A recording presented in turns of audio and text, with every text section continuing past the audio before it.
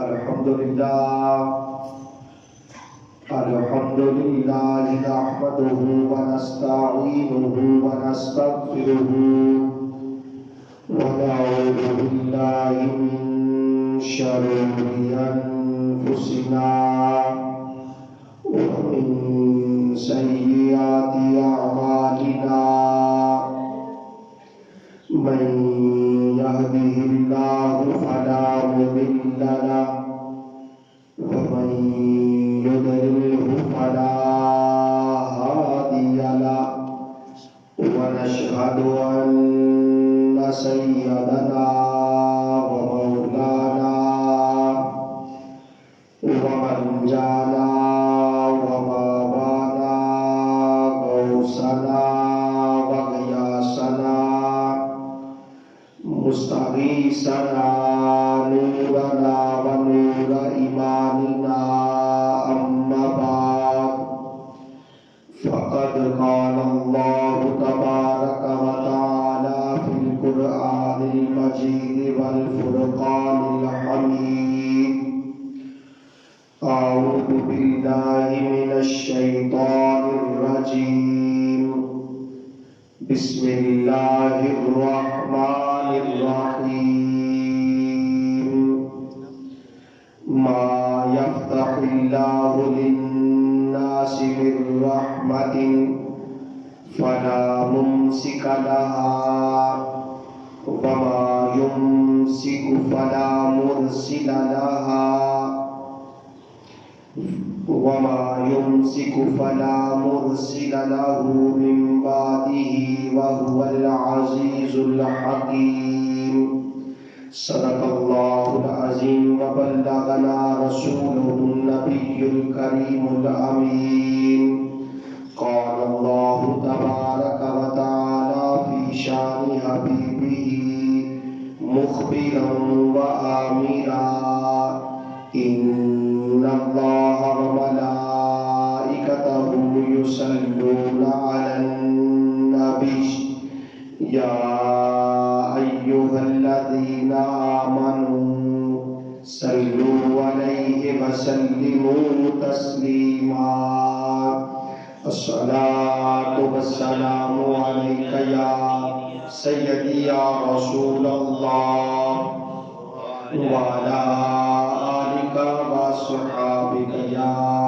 سيدي يا حبيب الله الصلاة والسلام عليك يا إمام الأنبياء والمرسلين وعلى آلك وصحابك يا خاتم النبيين اللہ رب العزت کی حمد و ثنا اور آقا دو جہاں سرور کون مکان سیدی و مرشدی جناب محمد مصطفیٰ صلی اللہ تعالیٰ علیہ وسلم کی بارگاہ ناز میں ہدیہ درود و سلام عرض کرنے کے بعد اللہ کریم کا کروڑہا احسان ہے کہ اس مالک حقیقی نے ہمیں اپنی مخلوقات میں سے اشرف المخلوقات انسان بنایا اور انسان بنا کے ہم پہ بہت بڑا احسان فرمایا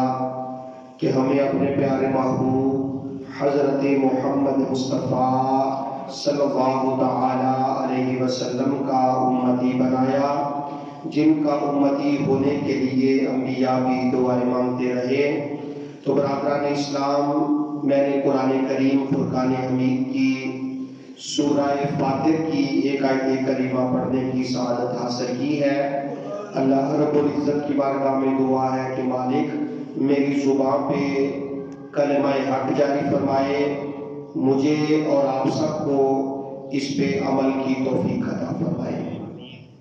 میرے بھائیوں، اللہ تعالیٰ نے قرآن کریم فرقان حمید میں ارشاد فرمایا کہ اللہ لوگوں کے لیے جو رحمت کے دروازے کھول دے تو اسے کوئی روکنے والا نہیں، اور جو کچھ اللہ روک دے پھر اسے کوئی چھوڑنے والا نہیں۔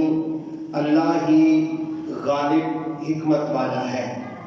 یہ آیت کریمہ کا تفسیری ترجمہ ہے کہ میرا اللہ جس پر اپنی رحمتوں کے دروازے کھول دیتا ہے پھر کائنات میں اس کو کوئی بند نہیں کر سکتا، اور جس پر میرا رب اپنی رحمتوں کے دروازے بند کر دے پھر کائنات میں کوئی ایسا نہیں کہ اس دروازے کو کھول لے۔ اللہ ہی غالب حکمت والا ہے۔ میرے بھائیوں، اگر ہم کائنات پہ غور کریں تو اللہ رب العزت نے پوری کائنات کو تخلیق فرمایا، پھر اس کائنات میں تمام مخلوقات کو پیدا فرمایا، پھر ان کے لیے جن چیزوں کی ضرورت ہے اللہ تعالیٰ نے انہیں بھی تخلیق فرمایا۔ ان میں پھر اللہ تعالیٰ نے برکت کو رکھ دیا، یعنی جتنی بھی کائنات کو بنایا پھر اللہ نے برکت کو رکھا۔ برکت کو اکٹھا کرنے والے، سمیٹنے والے جو سب سے زیادہ اور پہلے نمبر پر لوگ ہیں وہ حضرات انبیاء علیہ السلام ہیں، یعنی جو اللہ نے برکتیں رکھیں اور برکتوں کو جو اکٹھا کیا وہ اللہ کے نبیوں نے اکٹھا کیا۔ پھر اللہ تعالیٰ نے اس برکت کو اللہ کے نبیوں کے اندر جلوہ گر فرمایا، ان کے کردار کے اندر، ان کی گفتار کے اندر، ان کے ہر عمل میں اللہ نے برکت کو رکھا۔ یعنی جو کام اللہ کے نبی، اللہ کے نیک بندے کرتے ہیں، اگر بندہ وہ کام کرے تو اللہ تعالیٰ برکتیں عطا فرماتا ہے۔ رسول کریم صلی اللہ علیہ وسلم کی برکت کو صحابہ کرام نے کئی مرتبہ دیکھا۔ اللہ تعالیٰ نے قرآن کریم میں، اپنے گھر بیت اللہ میں، مدینہ منورہ میں، مسجد اقصیٰ میں، سرکار کی امت میں بہت زیادہ برکتیں رکھی ہیں۔ یعنی یہ ایسی چیزیں ہیں کہ ان میں اللہ تعالیٰ نے برکتیں رکھی ہیں۔ قرآن کریم میں اللہ تعالیٰ نے بارہا برکت کا ذکر فرمایا ہے۔ اللہ کے محبوب صلی اللہ علیہ وسلم نے بڑی برکت کی دعائیں فرمائیں اور اپنے صحابہ کو بھی یہ تلقین کی کہ میرے صحابہ اللہ تعالیٰ سے برکت کی دعا مانگا کرو، برکت کی دعا مانگا کرو۔ تو میرے بھائیوں، آقا علیہ الصلوۃ والسلام خود بھی برکت کی دعا فرماتے، صحابہ کو تعلیم فرماتے کہ وہ بھی برکت کی دعا کریں۔ آج اگر ہم مجموعی طور پہ دنیا کو دیکھیں اور خصوصاً ملک پاکستان کو دیکھیں تو ہر بندہ پریشان نظر آتا ہے، کسی نہ کسی مشکل میں، کسی نہ کسی تکلیف میں مبتلا ہے۔ اور اگر پوچھا جائے تو آگے سے جواب یہ ملتا ہے کہ کام تو بہت زیادہ ہے، آمدن تو بہت زیادہ ہے، لیکن مشکل سے جو ہمارے اخراجات ہیں وہی پورے ہوتے ہیں۔ عام لوگ کہتے ہوئے نظر آتے ہیں کہ ایسے لگتا ہے کہ برکت اٹھ گئی ہے، صرف معاملات ہی چلتے ہیں، جبکہ ملک پاکستان اللہ کی ایسی نعمت ہے کہ اس میں اللہ تعالیٰ نے ساری نعمتوں کو اکٹھا فرما دیا ہے۔ یعنی معدنیات کو دیکھیں، نباتات کو دیکھیں، موسموں کو دیکھیں، نہری نظام کو دیکھیں، تو اللہ تعالیٰ نے ہر چیز وافر عطا فرمائی ہے، لیکن پھر بھی ہر بندہ پریشان ہے۔ اصل میں ضرورت اس بات کی ہے کہ ہم برکت کی طرف توجہ نہیں دیتے کہ برکت کیا ہے. اگر برکت کا مفہوم دیکھنا ہو تو برکت کہتے ہیں، علامہ راغب اصفہانی رحمۃ اللہ تعالی علیہ آپ لکھتے ہیں کہ والبرکۃ ثبوت الخیر الالہی فی الشیء. آپ فرماتے ہیں برکت یہ ہے کہ خیر کا، بھلائی کا، اچھے کام کا کسی جگہ پہ ٹھہر جانا، کسی شے میں اکٹھے ہو جانا، یہی برکت ہے. یعنی اگر ہم دیکھیں تو اگر کوئی کہتا ہے کہ وقت کے اندر برکت ہے، اس کا مطلب یہ ہے کہ وقت اگرچہ تھوڑا ہو، اللہ تعالیٰ اس تھوڑے وقت میں اتنی برکت عطا فرماتا ہے کہ بندہ بہت زیادہ کام جو ہے وہ کر لیتا ہے. اولاد کے اندر برکت، اولاد کے اندر برکت کا مطلب یہ ہے کہ اولاد کا زیادہ ہونا یہ برکت نہیں، اولاد کا فرما بردار ہونا، اولاد کا نیک اور صالح ہونا، یہ اللہ کی طرف سے برکت ہے. تو برکت کی مختلف صورتیں ہیں، اور ایک مثال آپ نے عام سن رکھی ہے کہ علماء کرام فرماتے ہیں کہ ایک ہے کثرت اور ایک ہے برکت. کیا چیز ہے جی؟ کثرت اور ایک ہے برکت. کثرت کہتے ہیں زیادتی کو، اور برکت کہتے ہیں اللہ کے خاص فضل کو جو عطا ہوتا ہے. ہم آج کل کثرت کے پیچھے تو بھاگ رہے ہیں کہ یار زیادتی ہو جائے، مال بڑھ جائے، جائیداد بڑھ جائے، لیکن برکت کی دعا نہیں کرتے. جبکہ اللہ کے محبوب صلی اللہ علیہ وسلم نے صحیح حدیث میں ارشاد فرمایا کہ بچہ اپنی ماں کے پیٹ میں 120 دن کا ہوتا ہے، یعنی 4 ماہ کا حمل ہوتا ہے. اللہ تعالیٰ اس کی زندگی، اس کی موت، اس کا رزق جو ہے وہ لکھ دیتا ہے. پیدائش سے پہلے بندے کا رزق لکھا جا چکا ہے. اب کیسا عجیب انسان ہے کہ رزق کے پیچھے تو بھاگ رہا ہے، دن رات محنت و مشقت کر رہا ہے، حلال اور حرام کی تمیز کو بھی چھوڑے ہوئے ہے کہ یار میرا اگر ایک چیز ہے تو 2 بن جائے. یہ ہے کثرت، یعنی کثرت کے پیچھے بندہ بھاگ رہا ہے، لیکن ملے گا وہی جو اللہ نے نصیب میں لکھ دیا ہے. اور رزق کا تو میرے مالک نے وعدہ فرمایا ہے، اور ہم رزق کے پیچھے بھاگ رہے ہیں. بخشش کا اللہ نے وعدہ نہیں فرمایا. ہم بخشش سے بے خبر ہیں. ہمیں رزق کی تلاش بھی کرنی چاہیے اور اللہ سے برکت اور مغفرت کی دعا بھی کرنی چاہیے. اب یہاں میں نے شروع میں عرض کیا کہ 2 چیزیں ہیں، ایک کثرت ہے، دوسری برکت ہے. ایک بندے سے پوچھیں، وہ کہے کہ بھائی 2 لاکھ آمدن ہے، معاملات کیسے چل رہے ہیں؟ بس گزارا ہی ہو رہا ہے. اگر دوسرے بندے کو پوچھا جائے کہ بھائی آمدن کیا ہے، وہ کہتا ہے 20,000 آمدن ہے، معاملات کیسے چل رہے ہیں؟ میرے اللہ کا فضل ہے. یعنی ایک بندے کا گزارا 2 لاکھ میں مشکل ہو رہا ہے، اور ایک ایسا بندہ ہے جس کا گزارا 20,000 میں ہے اور وہ مسکرا بھی رہا ہے. میرے بھائیوں، اصل بات یہ ہے کہ ایک بندے کے پاس کثرت ہے، دوسرے کے پاس کثرت تو نہیں ہے، اس میں اللہ نے برکت کو رکھ دیا ہے.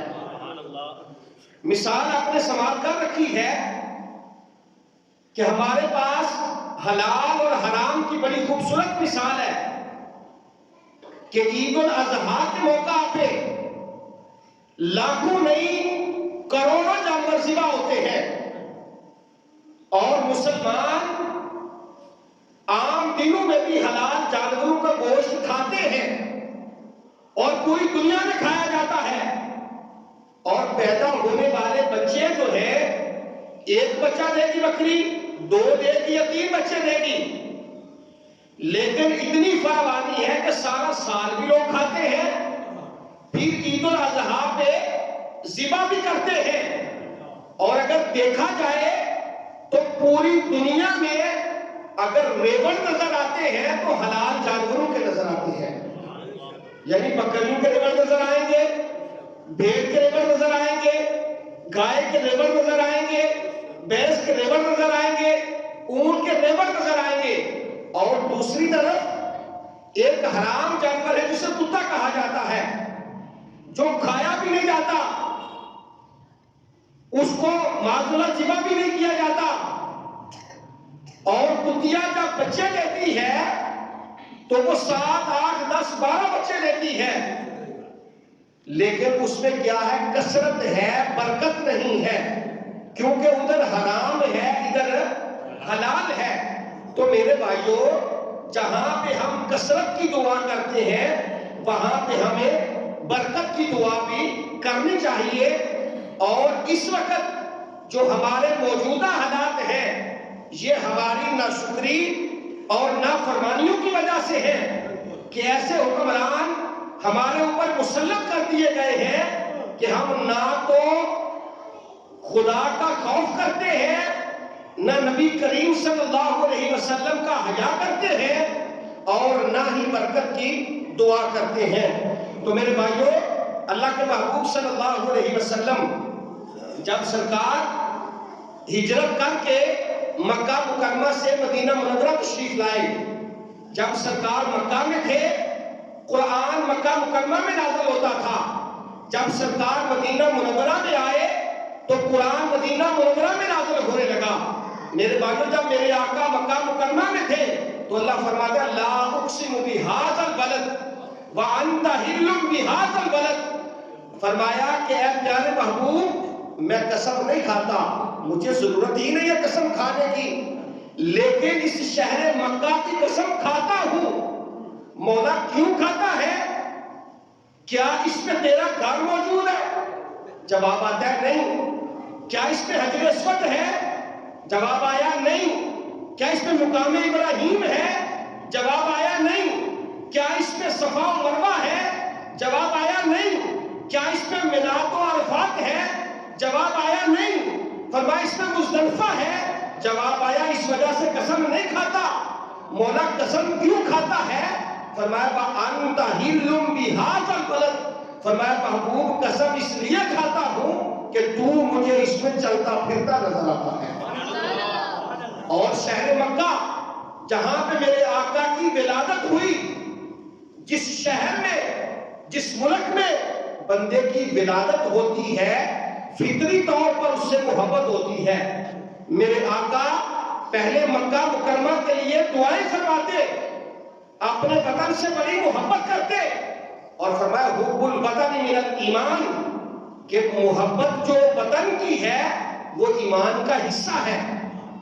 لیکن جب سرکار مدینہ منورہ میں آ گئے تو آقا علیہ السلام صحابہ سے کہا کرتے تھے میرے صحابہ اللہ سے برکت کی دعا مانگا کرو، میں بھی اللہ سے برکت کی دعا مانگتا ہوں۔ حضرت ابو سعید خدری رضی اللہ تعالیٰ عنہ اس حدیث پاک کے راوی ہیں۔ آپ فرماتے ہیں کہ آقا علیہ السلام اللہ کی بارگاہ میں التجا کرتے ہیں، یعنی دعا کرتے ہیں۔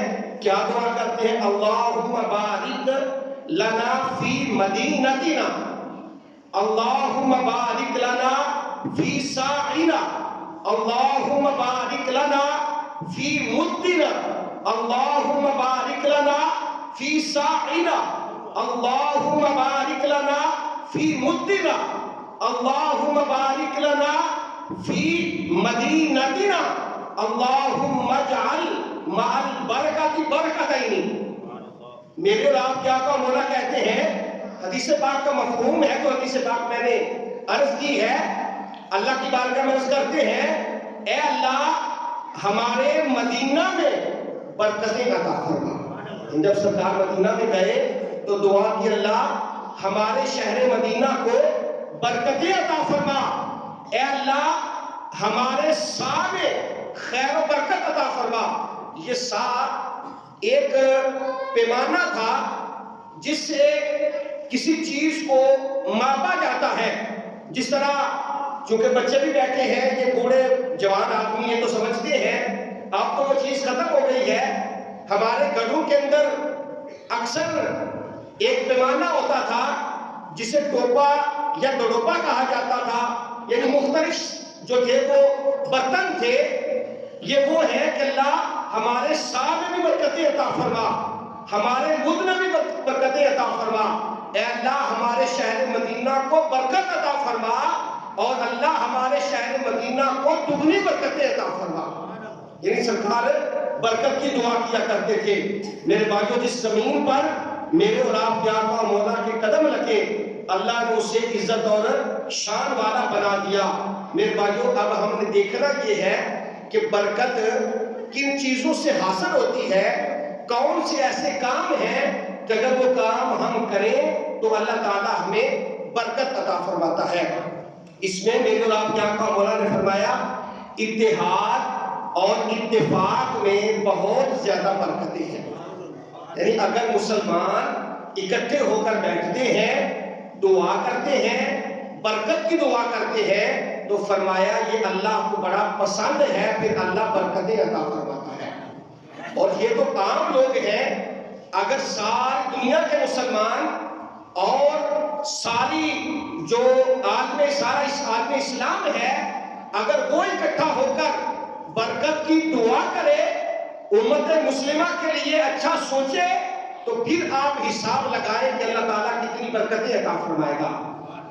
اور جس طرح کہ آج ہمارے ہاں پریشانیاں ہیں، آقا علیہ السلام کے ایک صحابی حضرت وحشی بن حرب رضی اللہ تعالیٰ عنہ سرکار کی خدمت میں حاضر ہوئے. عرض کیا حضور، ہم کھانا تو کھاتے ہیں لیکن ہمارا پیٹ نہیں بھرتا، ہم سیر نہیں ہوتے، حضور کیا کریں؟ آپ نے فرمایا مجھے لگتا ہے کہ آپ اکیلے اکیلے کھانا کھاتے ہیں. کیا کرتے ہیں جی؟ کلیاں کلیاں کھانے ہیں. عرض کیا حضور بالکل ہم اکیلے اکیلے کھانا کھاتے ہیں اور سیر نہیں ہوتے. میرے آقا نے فرمایا میرے صحابی، سارے احباب مل بیٹھ کر بسم اللہ شریف پڑھ کر کھانا کھایا کرو اور برکت کی دعا بھی کیا کرو، تم سیر بھی ہو جاؤ گے اور اللہ تعالیٰ برکتیں بھی عطا فرما دے گا. اور پھر انہوں نے ایسا عمل کیا تو اللہ تعالیٰ نے برکتیں عطا فرمائیں. میرے بھائیوں، نبی کریم صلی اللہ علیہ وسلم نے فرمایا کہ یہ جو ہم سلام کہتے ہیں، کیا کہتے ہیں جی؟ سلام. کیا کہنا چاہیے؟ السلام علیکم. کیا کہنا چاہیے جی؟ آگے ورحمۃ اللہ وبرکاتہ. اس کا مطلب یہ ہے کہ اے ہمارے بھائی، تمہارے اوپر سلامتی ہو، اللہ کی رحمتوں کا نزول ہو اور اللہ تعالیٰ تجھے برکتیں عطا فرمائے. لفظ کیا ہے؟ السلام علیکم. السلام علیکم. اب یہاں شرعی مسئلہ یہ ہے کہ بعض احباب ایسے ہی کر دیتے ہیں، بھائی یہ سلام نہیں ہے، تو ایک بندہ سر ہلا دیتا ہے دور سے، دوسرا بھی دور سے ہلا دیتا ہے، یہ سلام نہیں ہے. اس کے مختلف باتیں ہیں، وہ یہاں کرنے کی نہیں ہے، جو ہمارے ہاں مشہور ہے. لیکن اصل جو سلام کا طریقہ یہ ہے کہ آپ ہاتھ سے ہاتھ ملائیں اور السلام علیکم ورحمۃ اللہ وبرکاتہ کہیں. اور قرآن کریم میں یہ آتا ہے کہ اگر کوئی مسلمان بھائی تمہیں سلام کہتا ہے تو اس کا بہترین طریقہ یہ ہے کہ جیسے اس بھائی نے سلام کہا، آپ بھی آگے سے وعلیکم السلام انہی الفاظ میں کہیں، یا جو اس نے الفاظ کہے ہیں اس سے بہتر الفاظ میں سلام کہیں. یعنی کہیں ایسا نہ ہو کہ وہ تمہیں سلام کرے اور تم اس کے سلام کا جواب نہ دو. اور اللہ کے محبوب صلی اللہ علیہ وسلم نے سلام کے بارے میں بڑی تلقین ارشاد فرمائی. آپ نے فرمایا جو بندہ سلام کے اندر پہل کرتا ہے، یعنی جو پہلے سلام کرتا ہے، اللہ تعالیٰ اسے 90 نیکیاں عطا فرماتا ہے. اور جو سلام کا جواب دیتا ہے، میرا اللہ اسے 10 نیکیاں عطا فرماتا ہے. تو اللہ تعالیٰ نے قرآن کریم میں فرمایا یا ایھا الذین آمنوا لا تدخلوا بیوتا غیر بیوتکم. اے ایمان والو، کسی کے گھر میں بغیر اجازت کے داخل نہ جایا کرو وَتُسَلِّمُوا عَلَىٰ أَهْلِهَا، اور اس گھر والوں پر سلام کیا کرو. ذَلِكُمْ خَيْرٌ لَكُمْ لَعَلَّكُمْ تَذَكَّرُونَ، یہ تمہارے لیے بہتر ہے اگر تم نصیحت پکڑو. یعنی قرآن کا حکم آ گیا کہ ایمان والے جب بھی کسی کے گھر جائیں دروازے پہ دستک دیں اور گھر والوں پر سلام کریں، اور اگر گھر سے اجازت مل جائے تو اندر داخل ہو جائے. جب گھر سے اجازت نہ ملے تو حکم یہ ہے کہ واپس چلے جائیں. نبی کریم صلی اللہ علیہ وسلم کا یہ طریقہ تھا کہ آپ علیہ الصلوۃ والسلام جب کسی جگہ تشریف لے جاتے، جا کر میرے آقا دستک دیتے. کیا کرتے جی؟ دستک دیتے. دستک دینے کے ساتھ آپ فرماتے السلام علیکم. اگر آگے سے جواب آ جاتا تو سرکار تشریف لے جاتے، اگر جواب نہ آتا تو سرکار واپس تشریف لے جاتے. ایک صحابی رسول کے ہاں سرکار تشریف لے گئے، آپ نے دروازے پہ دستک دی اور ساتھ فرمایا السلام علیکم ورحمۃ اللہ وبرکاتہ. آگے سے جواب نہیں آیا. میرے آقا نے دوسری مرتبہ ارشاد فرمایا السلام علیکم ورحمۃ اللہ، جواب نہیں آیا. تیسری مرتبہ جب آپ نے فرمایا السلام علیکم ورحمۃ اللہ تو آگے سے جواب نہ آیا. جب میرے آقا واپس پلٹے تو وہ صحابی رسول بھاگتے ہوئے سرکار کے آگے آ کے کھڑے ہو گئے. عرض کیا حضور تشریف لائے؟ آپ نے فرمایا تم نے جواب نہیں دیا. تو عرض کرتے ہیں حضور میں اس وجہ سے خاموش رہا کہ جس پر اللہ کے محبوب سلام بھیج رہے ہیں اس کا کیا عالم ہوگا. یعنی میرے آقا فرما رہے ہیں کہ السلام علیکم، تو میں تو سمجھ رہا تھا جب سرکار سلام کر رہے ہیں تو اللہ کی رحمتوں کا نزول ہو رہا ہے. تو میرے بھائیوں جب کسی کے ہاں جاؤ تو سلام کرو. سلام کرنے کے بعد اجازت مانگو. اگر اجازت مل جائے تو اندر چلے جاؤ، اگر اجازت نہ ملے تو واپس آ جاؤ. اب آقا علیہ الصلوۃ والسلام نے ارشاد فرمایا کہ جب تم کسی کے ہاں جاؤ تو سلام کرو. جب تم سلام کرتے ہو تو اس سلام کا فیض جو ہے اللہ تعالیٰ تمہارے ہمسایوں کو بھی عطا فرماتا ہے. اب حضرت انس بن مالک رضی اللہ تعالیٰ عنہ، آپ رسول کریم صلی اللہ علیہ وسلم کی خدمت میں بیٹھے ہوئے تھے. آقا علیہ الصلوۃ والسلام نے فرمایا فَإِذَا دَخَلْتُمْ، بلکہ آپ نے فرمایا یا بنیا اِذَا دَخَلْتَ إِلَىٰ أَهْلِكَ فَسَلِّمْ يَكُنْ بَرَكَةٌ عَلَيْكَ وَعَلَىٰ أَهْلِ بَيْتِكَ. آپ نے فرمایا اے میرے بیٹے انس، جب تو گھر میں داخل ہو تو گھر والوں پر سلام کیا کر. گھر والوں پر کیا کیا کر؟ سلام کیا کر. اور جب تو اپنے گھر والوں کو سلام کرے گا تو اللہ تعالیٰ تجھے برکتیں عطا فرمائے گا اور تیرے گھر والوں کو بھی اللہ برکتیں عطا فرمائے گا.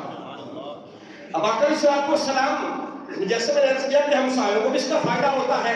امام رازی رحمۃ اللہ تعالی علیہ تفسیر کبیر کے اندر یہ حدیث پاک لے کے آئے ہیں. حضرت سعد بن سعد الساعدی رضی اللہ تعالی عنہ سے روایت ہے. آپ فرماتے ہیں کہ اللہ کے محبوب صلی اللہ علیہ وسلم نے ارشاد فرمایا، آپ نے فرمایا ایک بندہ سرکار کی خدمت میں حاضر ہوا. آپ نے عرض کیا یا رسول اللہ صلی اللہ علیہ وسلم، حضور گھر میں بڑی تنگ دستی ہے، حالات بڑے خراب ہیں. آج کل تو عموماً ہر بندے کے حالات خراب ہیں نا. عرض کیا حضور تنگ دستی ہے، فقر و فاقہ ہے، تو آپ کوئی مہربانی فرمائیں. تو میرے اور آپ کے آقا مولا نے فرمایا کہ اے میرے صحابی، تو ایسا کیا کر کہ جب تو اپنے گھر میں داخل ہو تو کیا کیا کر فَسَلِّمْ إِنْ كَانَ فِيهِ أَحَدٌ. آپ نے فرمایا میرے صحابی جب تو اپنے گھر میں جائے تو گھر والوں کو جا کر سلام کیا کر. گھر والوں کو کیا کیا کر؟ کیا ہم اپنے گھر میں جا کے سلام لیتے ہیں؟ سال ڈیڑھ کا غصہ ڈرنے ایک بار اسی گھر جا کے کر دینے ہیں.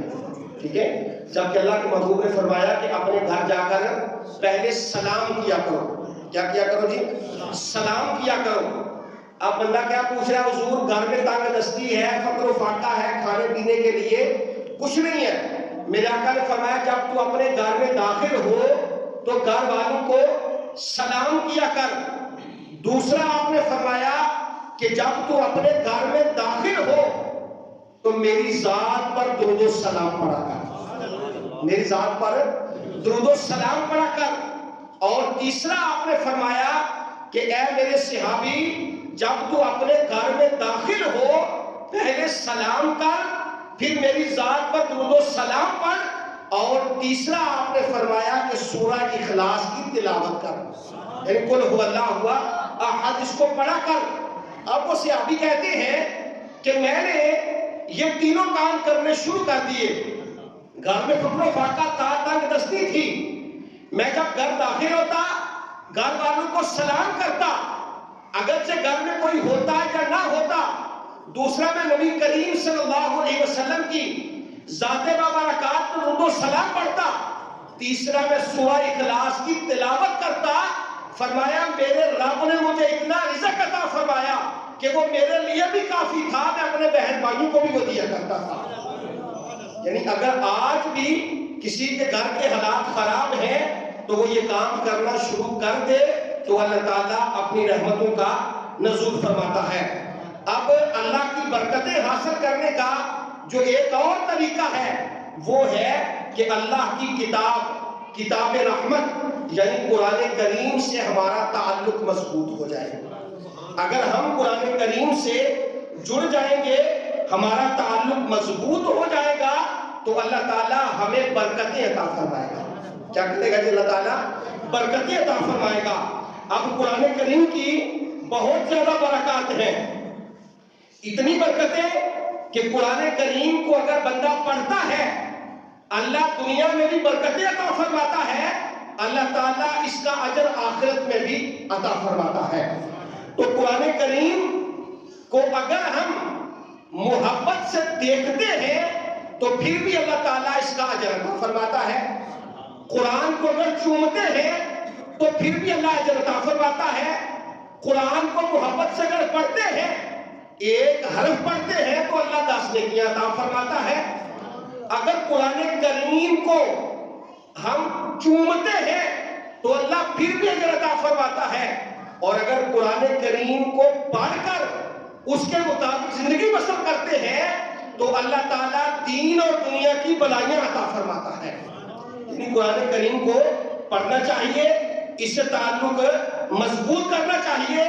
اگر ہم اسے چھوڑ دیں گے تو قرآن کریم بھی ہمیں چھوڑ دے گا، اور کل بروز قیامت قرآن ہمارے گلے میں ہوگا اور اللہ کی بارگاہ میں حاضر ہوگا، اور قرآن کہے گا اے میرے رب، یہ بندہ میرے اوپر ایمان تو لایا تھا لیکن اس نے قرآن کو نہ تو پڑھا تھا نہ اس کے مطابق زندگی کو پسند کیا تھا، اے اللہ میرے درمیان اور اس بندے کے درمیان فیصلہ تو فرمائے گا۔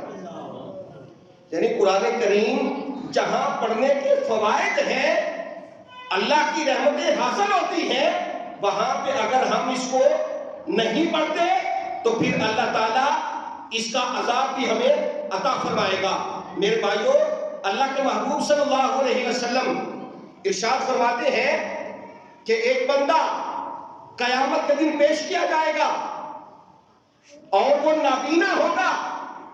اللہ کی بارگاہ میں کرے گا، یا اللہ میں دنیا میں تو بینا تھا، میں دیکھتا تھا، اب قیامت کے دن مجھے کیوں نابینا اٹھایا گیا؟ تو قرآن کہتا ہے وَمَنْ أَعْرَضَ عَنْ ذِكْرِي فَإِنَّ لَهُ مَعِيشَةً ضَنكًا وَنَحْشُرُهُ يَوْمَ الْقِيَامَةِ أَعْمَىٰ۔ قرآن کہتا ہے جو ہمارے ذکر سے منہ پھیر لیتا ہے ہم اس کی معیشت کو کمزور کر دیتے ہیں۔ کیا کر دیتے ہیں؟ معیشت کو کمزور کر دیتے ہیں۔ وَنَحْشُرُهُ يَوْمَ الْقِيَامَةِ أَعْمَىٰ، اور فرمایا قیامت کے دن ہم اندھا کر کے اٹھائیں گے۔ میرے برائیوں، یہاں ذکر سے مراد قرآن کریم ہے۔ جو بندہ قرآن سے منہ پھیرتا ہے اس کی گزران بھی تنگ ہو جاتی ہے، جب وہ مر کر قبر میں پہنچتا ہے تو وہ زندگی بھی تنگ ہو جاتی ہے، جب میدان محشر میں جائے گا تو وہ حالات جو ہیں وہ بھی تنگ ہو جائیں گے۔ یعنی ہم نے آج قرآن کریم کو صرف اور صرف الماریوں کے اندر سجانے کے لیے رکھ دیا کہ قرآن کو ہم نے اونچی کھڑکی میں سجا کے رکھنا ہے، قرآن کو ہم نے پڑھنا نہیں ہے۔ میرے بھائیوں قرآن اللہ نے پڑھنے کے لیے نازل فرمایا تھا، غور و فکر کے لیے نازل فرمایا تھا کہ ہم قرآن کو پڑھیں، قرآن کے مطابق زندگی بسر کریں، یہ دنیا اور آخرت میں ہمارے لیے بھلائی کا ذریعہ بن جائے۔